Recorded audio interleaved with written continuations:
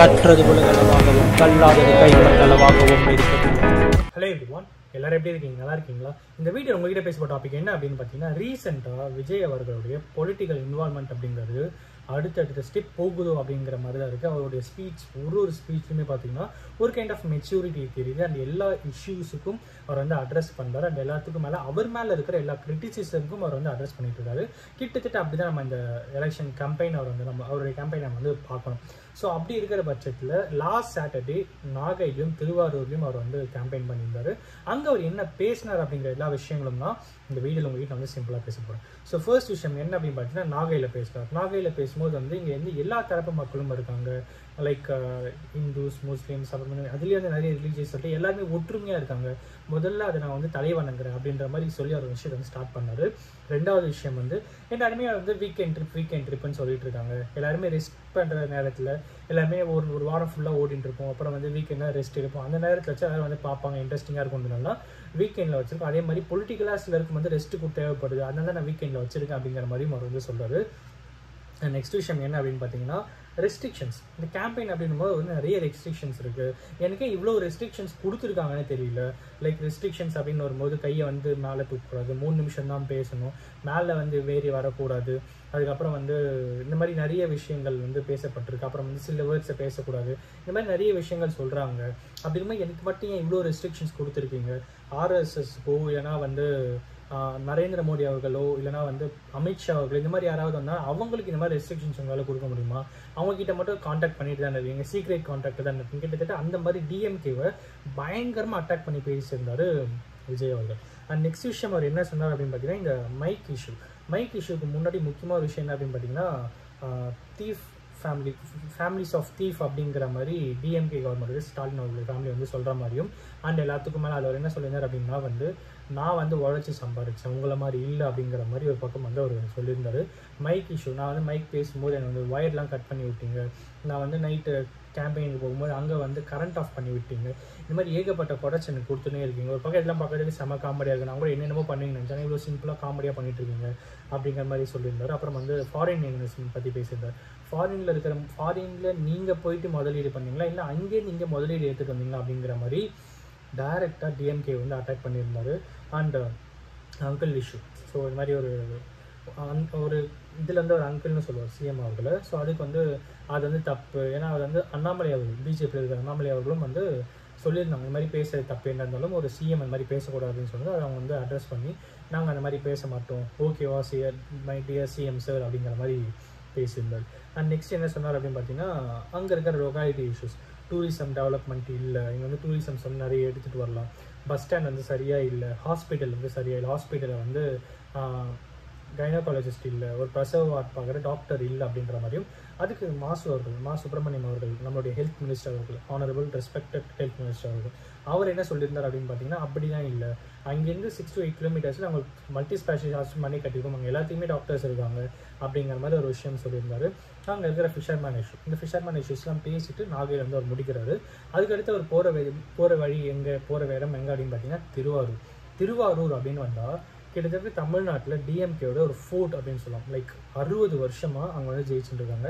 Comparison நான் ChatGPT கேட்கும்போது திருவண்ணாமலையும் சொல்லிச்சு. திருவண்ணாமலையிலுமே வந்து பல வருஷங்களாக ஏடிஎம்கே ஒரு தடவை கூட அங்கே ஜெயிச்சதே இல்லை அப்படின்ற மாதிரி சொல்கிறாங்க. ஸோ அந்த மாதிரி ஒரு ஃபோர்ட் வந்து திருவாரூர், கலைஞர் அவர்களுடைய மிகப்பெரிய ஃபோர்ட் அது.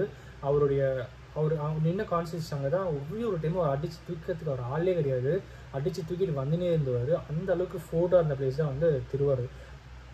அங்கே என்ன ஆகுது அப்படின்னு பார்த்தீங்கன்னா, திருவாரூருக்கு வந்து தேர் நீங்கள் தான் எடுத்துகிட்டு வந்தேன்னு சொன்னீங்க, ஆனால் உங்களுடைய பையன், அதாவது நம்மளுடைய ஆனரபிள் சீஃப் மினிஸ்டர், அவர் வந்து மக்கள் கவர்மெண்ட்ன்ற தேரை வந்து ஒழுங்காக நடத்த மாட்டேங்கிறாரு அப்படின்ற மாதிரி பேசியிருந்தார். அண்ட் ரோடு இஷ்யூ, அவங்க வந்து ரோடே சரியாக இல்லை, நீங்கள் வந்து பேனா எழுதணும், பேனா வைக்கணுன்றீங்க, அப்புறம் வந்து அப்பா பேர் என்னமோ வைக்கணும்னு நினைக்கிறீங்க, இங்கே ரோடு இங்கே சரியாக இல்லை அப்படிங்கிற மாதிரி சொல்கிறாரு. அது வந்து குடிசை வீடு, இன்னுமே இந்த இடத்துல குடிசை வீடுகள் என்னால் பார்க்க முடியுது, இதெல்லாம் கொஞ்சம் சேஞ்ச் பண்ணணும். நாகையிலும் சரி திருவாரூரும் சரி நிறைய குடிசை வீடுகள் இருக்குது அப்படின்ற மாதிரியும், ஹாஸ்பிட்டல் எக்யூப்மெண்ட்ஸ் எதுவுமே சரியாகவே இல்லை, ஹாஸ்பிட்டல் எக்யூப்மெண்ட்ஸே இல்லாமல் இருக்குது அப்படிங்கிற விஷயம்.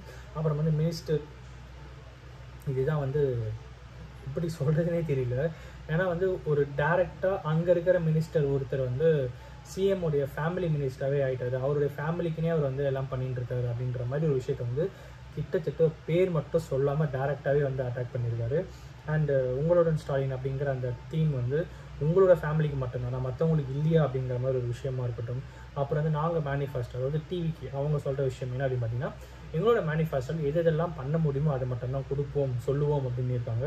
அது மெயினாக அவங்க சொல்கிறது பாவர்ட்டி இல்லாத ஒரு தமிழகம், அப்புறம் வந்து நெப்போட்டிசம் இல்லாத ஒரு தமிழகம், அப்புறம் வந்து இதெல்லாம் பேசிட்டு கடைசியாக பண்ண விஷயம் என்ன அப்படின்னு பார்த்தீங்கன்னா, எல்லாம் பேசிட்டு நன்றி வணக்கம் சொல்லிட்டாரு. கடைசியாக திரும்பி ஏந்து வந்து இந்த கூட்டெல்லாம் இந்த ஓட்டாக கன்வெர்ட் ஆகாதுன்னு சொல்கிறாங்க. உண்மையாக அது ஓட்டாக கன்வெர்ட் ஆகாதா அப்படின்னு கேட்கும்போது இல்லை நாங்கள் பண்ணுவோம் அப்படின்னு நிறைய பேர் சொன்னாங்க. இதுதான் போன வாரமில் விஜய் அவர்களுடைய ஸ்பீச்சில் நடந்த இஷ்யூ. அப்புறம் வந்து கேம்பெயினில் நடந்த ஸ்பீச் எப்படி வேணாலும் சொல்லிக்கலாம். ஏன்னா அவர் ஒரு ஸ்பீச்சுமே கான்ட்ரவர்சிஸ் பயங்கரமாக ஒரு பக்கம் போயிட்டுருக்கு. இன்னொரு பக்கம் வந்து ஒரு பக்கம் சப்போர்ட், ஒரு பக்கம் அந்த அஃபர்மேஷன் டிஃபர்மேஷன் சொல்லிட்டு எல்லா விஷயங்களுமே வந்து போயிட்டுருக்கு. மெயின் ரீசன் என்ன அப்படின்னு பார்த்தீங்கன்னா, இந்த டைம் எலெக்ஷன் அப்படிங்கிறது ரொம்ப ரொம்ப ஒரு க்ளோஸாக எல்லாராலையும் மானிட்டர் பண்ணுற ஒரு எலெக்ஷனாக இருக்குது.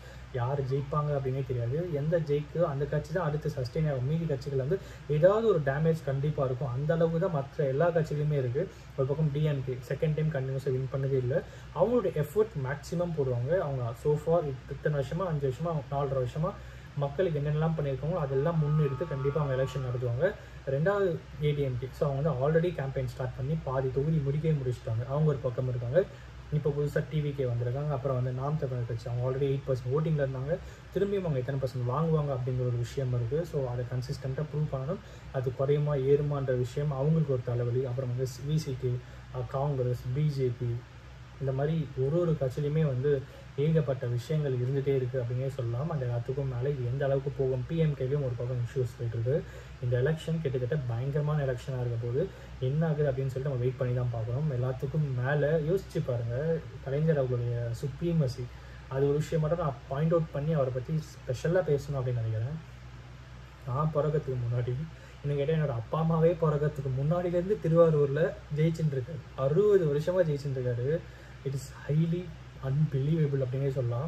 நான் ஜஸ்ட் கூகுளில் பண்ணும்போது அது எப்படி சொல்லுது அப்படின்னு பார்த்தீங்கன்னா, இந்த பர்டிகுலர் கட்சி ஜெயிச்சதில்லை, இந்த பர்டிகுலர் கட்சியில் இத்தனை இதுவரைக்கும் ஜெயிச்சதில்லை, அந்த மாதிரி தான் சொல்லி தவிர பட் ஒரு பர்டிகுலர் கட்சியே வந்து இத்தனை வருஷமாக ஜெயிச்சிருக்கு அப்படின்னு பார்த்தீங்கன்னா, கேரளாவில் ஒரு தொகுதியில் காங்கிரஸ், அப்புறம் வந்து அதுவும் இந்த அளவுக்கு இல்லை. அப்புறம் வந்து ஒடிசாவில் ஒரு பர்டிகுலர் தொகுதியில் வந்து காங்கிரஸ், அதுவும் இந்த அளவுக்கு இல்லை. ஸோ இந்த மாதிரி இந்தியா லெவலில் இங்கேயும் ஒன்று குட்டி குட்டியாக அதுவும் அந்த அளவுக்கு இல்லை. இவங்க தான் திருவாரூர் டிஎம்கேயோட ஃபோர்டு அப்படிங்கிறது ப்ரூவன் 60 இயர்ஸாக. நெக்ஸ்ட் என்ன ஆகும் அப்படிங்கிறத வெயிட் பண்ணி தான் பார்க்கணும். ஸோ அண்ட் அஃப்கோர்ஸ் இந்த வீடியோ வந்து ஒரு எலெக்ஷன் ரிலேட்டடாக, பாலிடிக்ஸ் ரிலேட்டடாக என்னென்ன அப்டேட்ஸ் இருக்கோ அதை நீங்கள் நான் பேசணும் அப்படின்னு நினச்சேன். மா சுப்ரமணியம் அவர்களும் வந்து அதுக்கான பர்ஃபெக்டான ஒரு ரிப்ளைம் ஒரு பக்கம் வந்து கொடுத்துருக்காரு. அண்ட் ஒரு பக்கம் ஒரு விஷயம் வந்து நடந்துகிட்டே இருக்குது. என்ன ஆகுது அப்படிங்கிறத வெயிட் பண்ணி பார்க்கலாம். இன்றைக்கி இதை நான் உங்கள்கிட்ட ஷேர் பண்ண சொல்லி அதை ஒருத்தருக்கு நாலேஜ் ஷேர் சொல்லி நான் நம்புகிறேன். Thank you so much.